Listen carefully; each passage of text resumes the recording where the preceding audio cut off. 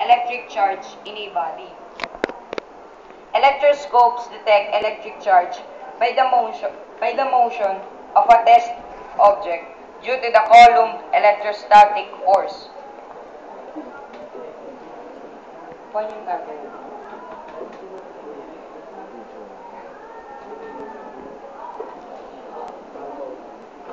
Again, electroscope is an early scientific instrument that is used to detect the presence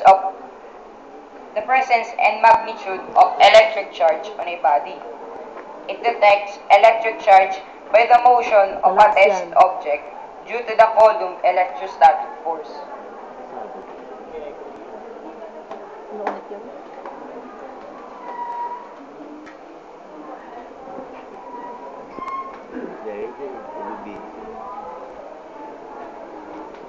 Okay. The accumulation of enough charge to detect with an electroscope requires hundreds or thousands of volts. So electroscopes are only used with high voltage sources such as static electricity and electrostatic machine. Ibig sabihin, it detects electric charge 100 or thousand of volts. Maybe higher pa siya dun sa lumalabas na volts sa mga outlet.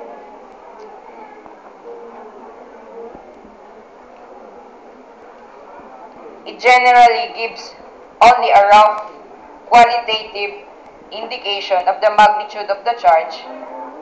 An instrument that measures charge quantitatively is called electrometer. Okay. Electrometer is an instrument that measures charge quantitatively.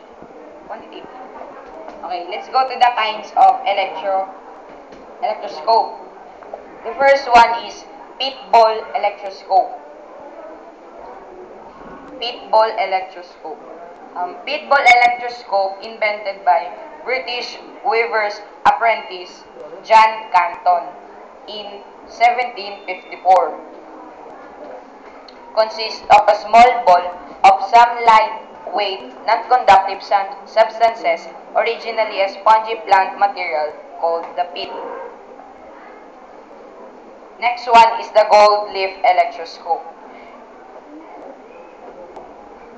Gold leaf electroscope was developed in 1787 by British clergyman and physicist Abraham Bennett. It consists of vertical metal rod, usually brass, from the end of which hang two parallel strips of thin flexible gold leaf.